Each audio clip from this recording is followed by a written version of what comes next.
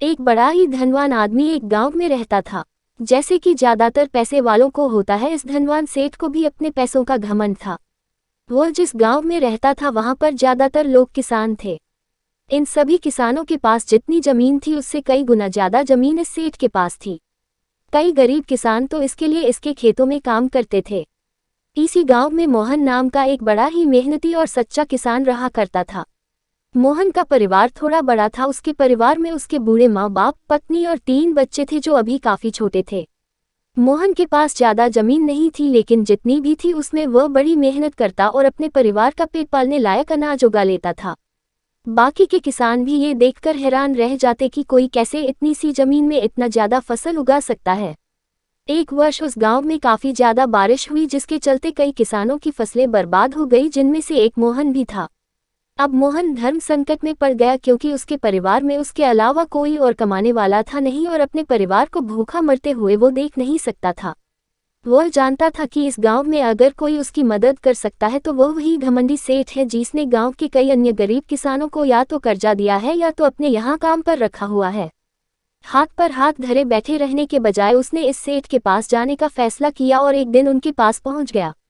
सेठ के पास पहुंचकर मोहन बोला, सेठ जी, आपकी बहुत मेहरबानी होगी अगर आप मुझे थोड़ा सा कर्जा दे दे, जिससे मैं अपने खेतों में फिर से कोई फसल उगा सकूं, या फिर आप मुझे अपने यहाँ नौकरी दे दे ताकि मेरे परिवार को 2 वक्त का खाना मिल सके। घमंडी सेठ को उसकी इन बातों से कोई मतलब था नहीं, लेकिन गांव के सारे लोगों की तरह वह भी यह जानता था कि मोहन कितना मेहनती है और वह जिस भी खेत में काम करेगा वहां वह 2 गुनी फसल उगा सकता है। सेठ ने सोचा, अगर मैं इसे पैसे उधार देता हूं तो शायद यह स्थिति में नहीं है कि मुझे वापस लौटा सके, लेकिन अगर मैं इसे अपने खेतों में काम करवाता हूं तो मुझे जरूर दुगना फायदा होगा।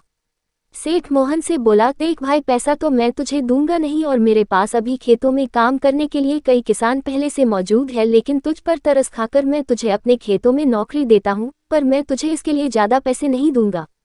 बाकी किसानों को मैं 300 देता हूं, मैं तुझे 200 ही दे पाऊंगा। मरता क्या न करता। मोहन ने सेठ की शर्त मान ली और उसी दिन से सेठ के खेतों में काम करना शुरू कर दिया।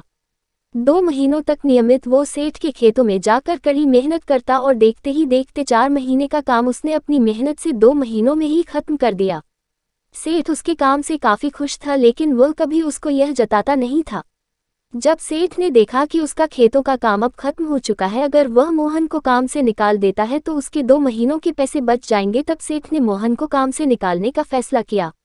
एक बार सेठ को यह विचार भी आया कि इतना मेहनती आदमी शायद उसे दोबारा ना मिले, लेकिन फिर उसने सोचा कि जब अगले साल काम आएगा तब उसे फिर से नौकरी पर रख लेगा। आखिर इस गांव में उसके अलावा